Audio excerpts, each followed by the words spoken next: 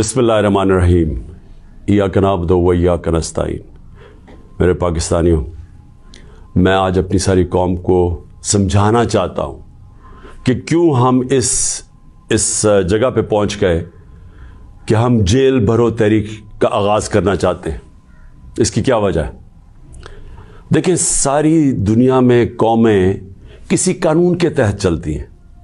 قانون کیا ہوتا ہے؟ وہ آئین فیصلہ کرتا ہے کہ کیا قانون میں جائز ہے اور کون سی چیز ناجائز ہے۔ جب سے یہ امپورٹڈ حکومت آئی ہے، اس ملک کے آئین اور قانون کی دھجیاں اڑائی گئی ہیں۔ حالات یہ ہیں کہ عدالتوں کی بھی باتیں، ان کے احکامات نہ پولیس سنتی ہے، نہ یہ ریاست سنتی ہے۔ میں آپ کو مثال دیتا ہوں کہ ابھی حال ہی میں جب یہ امپورٹڈ حکومت بھاگ رہی تھی اسلام آباد کے لوکل گورنمنٹ الیکشن سے، تو عدالت نے کہا کہ فوری طور پہ ڈیٹ دو، بلکہ انہوں نے تو کہا کہ 48 گھنٹے میں کرواؤ۔ ابھی تک کوئی مہینہ ہونے لگا ہے تقریباً، ابھی تک الیکشنز نہیں ہوئے۔ اس کے علاوہ جس طرح فنڈامنٹل رائٹس، جو بنیادی حقوق، جو ہمارا آئین ہمیں ہمارے بنیادی حقوق کی حفاظت کرتا ہے، حالات یہ ہیں کہ لوگوں کو اٹھایا جاتا ہے۔ کتنے لوگوں کو، سوشل میڈیا کے لوگوں کو اٹھایا گیا، ان کو تشدد کیا گیا ان کے اوپر، صرف اس لیے کہ ان کی کوئی ٹویٹ تھی، اس کے اوپر اٹھایا گیا، تشدد کیا گیا۔ ابھی تک کئی ایسے لوگ ہیں جنہوں نے جس طرح کا تشدد کیا گیا، ابھی تک ان کا ذہنی توازن ٹھیک نہیں ہوا۔ اعظم سواتی، کون سا آئین، کون سا قانون اجازت دیتا ہے کہ ایک ٹویٹ کے اوپر ننگا کر کے اس کے اوپر تشدد کیا جائے، اور پھر جب وہ پھر سے اس کو جیل میں ڈالا جاتا ہے اور پھر اس کو کوئی 30 اس کے اوپر FIR کوئی بلوچستان سندھ میں کی جاتی ہے۔ شیخ رشید، آئین اس کو عدالت اس کو ضمانت دیتی ہے، اس کے باوجود اس کو اٹھا کے لے جاتے ہیں اور اس کے اوپر کیسز سندھ اور بلوچستان میں کر دیتے ہیں۔ فواد چودھری، عدالت 4 دفعہ کہتی ہے IG کو کہ پیش کرو فواد چودھری کو عدالت میں، اور وہ اس کو اسلام آباد لے جاتے ہیں۔ تو یہ تو میں تھوڑی مثالیں دے رہا ہوں جو شہباز گل سے ہوا۔ کسٹوڈیل ٹارچر، تشدد، یہ پاکستان کے قانون کے خلاف ہے۔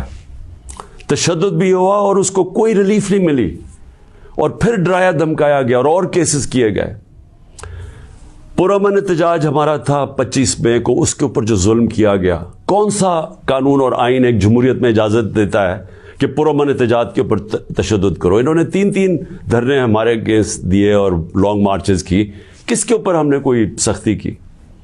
تو میں تو یہ تھوڑی سی مثالیں دے رہا ہوں آپ کو کہ ہمارا سارا جو ہمارے آئین اور قانون کے اوپر جو اعتماد ہے ہم اس قوم کا، وہ اٹھتا جا رہا ہے۔ اور بلکہ ہمیں یہ خوف ہے کہ جو اب آئین، جو جمہوریت بیس ہوتی ہے جس آئین کے اوپر، اور جمہوریت کے اندر واضح طور پہ ہے کہ 90 دن کے اندر الیکشنز کروانے پڑیں گے۔ ہم نے اپنی 2 حکومتیں پنجاب اور سندھ میں کیوں گرائیں؟ ڈیزالو کی خود کوئی ایسے نہیں کرتا۔ ہم نے صرف آئین کو سامنے رکھ کے کی کہ ہمیں جب پتہ تھا کہ 90 دن کے علاوہ آپ آگے نہیں جا سکتے، تو ہم نے اس کو سامنے رکھ کے الیکشنز کی طرف گئے، اس لیے کہ ملک ایک بہت بڑے بحران کا شکار ہے، ایک پولیٹیکل انسٹیبلٹی کا شکار ہے، اور جب تک اس ملک میں سیاسی استحکام نہیں آتا، ہماری معیشت نہیں ٹھیک ہونے لگی۔ تو ہم نے قربانیاں دی 2 گورنمنٹس کی، جو تقریباً 66% پاکستان ہے، صرف اس لیے کہ آئین 90 دن میں الیکشن کرواتا ہے۔ ابھی تک کتنے دن ہو گئے ہیں؟ 20-25 دن ہو گئے ہیں، ابھی تک کوئی ڈیٹ نہیں ملی۔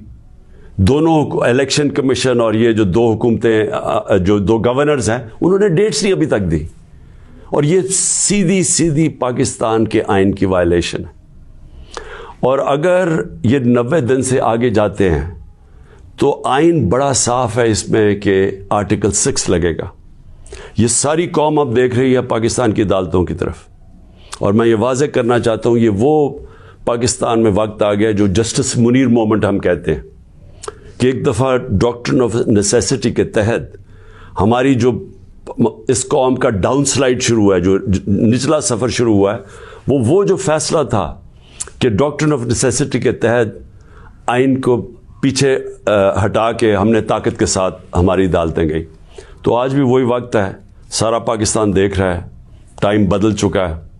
اگر یہ ہم نے دیکھا کہ اس سے آگے جاتے ہیں تو ہم نے یہ پلان کیا ہوا ہے کہ ہم نے اپنے آئین, اپنے ملک کے قانون کے رول آف لاء کے لیے, انصاف کے لیے ہم نے یہ جیل بھرو تحریک کا فیصلہ کیا, کیونکہ ہمیں کوئی نظر نہیں آ رہا کہ یہ جو وہ لوگ جن کی پر کرپشن کے کیسز, انٹرنیشنل انکشاف ہوتا ہے پینما کا, جس میں پتہ چلتا ہے کہ مریم نواز 4 مہنگے ترین لندن کی اپارٹمنٹس, جو کہ لندن کے سب سے مہنگے علاقے میں, اس پینما کے انکشاف میں پتہ چلتا ہے کہ اصل مالکہ ان کی مریم نواز تھی. اس کے بعد سارا ٹرائل ہوتا ہے, سزا ہوتی ہے. تو ان کے اوپر تو کوئی ایسا تشدد نہیں ہوا, ان کو تو جیل میں رائلٹیز کی طرح رکھا گیا. ان کے ذرا دیکھیں جیل میں کیسے جا رہے تھے.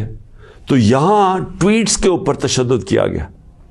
تو اس لیے 2 راستے ہمارے سامنے. ایک راستہ یہ ہے کہ ہم توڑ پھوڑ کریں, انتشار پھیلے گا ملک میں, سڑکیں بند کریں, پتھراؤ کریں, پہیا جام سٹرائک کریں. تو ملک کے تو آگے حالات وہ ہیں, پاکستان کی تاریخ میں معیشت ادھر تک نیچے نہیں پہنچی جو انہوں نے پہنچائی ہے, اور یہ ہم سب کو پتا تھا ہونا ہی ہے. اور ہم نے جو اس وقت ان کے ہینڈلرز تھے ان کو واضح کر کے بتایا کہ اگر آپ نے سازش کر کے حکومت گرائی گئی, ان سے نہیں سنبھالی جائے گی, اور نہیں سنبھالی گئی.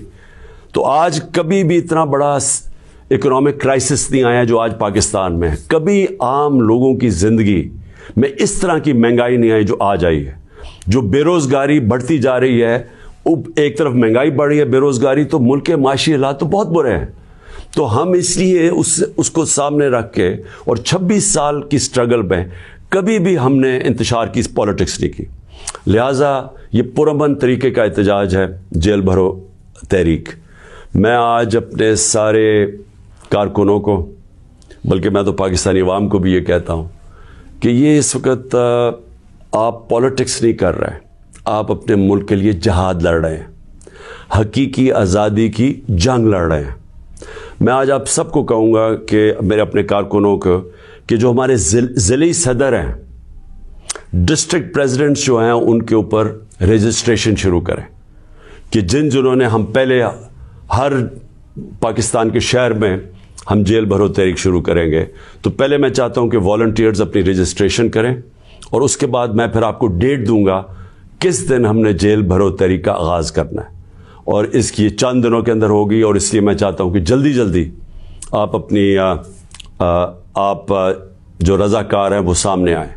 اور انشاءاللہ میں یہ سمجھتا ہوں کہ یہ جو ہماری تحریک ہے, اس سے ہم وہ چیز حاصل کرنا چاہتے ہیں جو پاکستان کو ایک حقیقی آزادی بھی دے گا, اور حقیقی آزادی کا مطلب حقیقی جمہوریت وہ بھی دے گا.